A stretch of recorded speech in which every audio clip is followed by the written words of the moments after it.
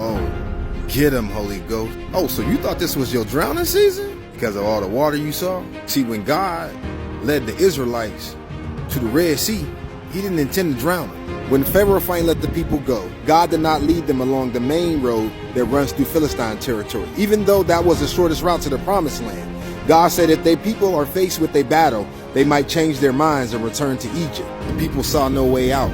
It felt as if they were going to die. Verse 18.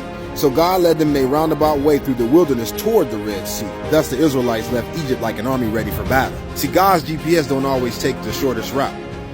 GPS, God's positioning system. 2 Chronicles 20:15. Thus said the Lord to you, do not be afraid, dismayed because of this great multitude, whatever you're facing. For the battle is not yours, but God. See, there's only one battle we must face with God, and that's the battle of the mind.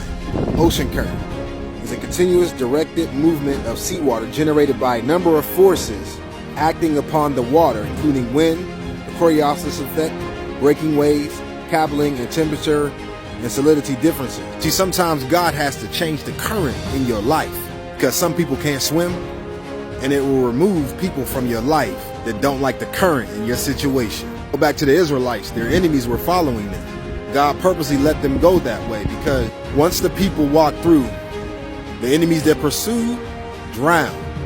So I don't think your enemies want to follow you in this season. They better leave you alone. But since we're there, let's get to it. Isaiah 43.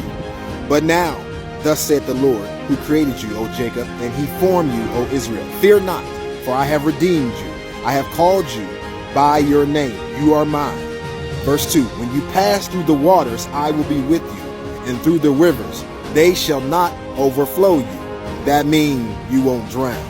When you walk through the fire, you shall not be burned, nor shall the flame scorch you. What am I saying?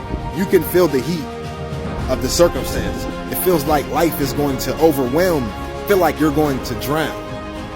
But God is saying, I'm testing your faith and teaching you how to lean more on my strength and less on your own. I'm teaching you how to trust me more than you trust yourself. I'm teaching you how to trust me past what you feel, past what you see, and past what you may think. Because if God be for you, then who can be against you? 2 Kings 6:16. Elisha answered, do not be afraid, for those who are with us are more than those who are with them. You plus God outnumber anybody or any force that is against you. Now, if this is for you, be looking out for part 2.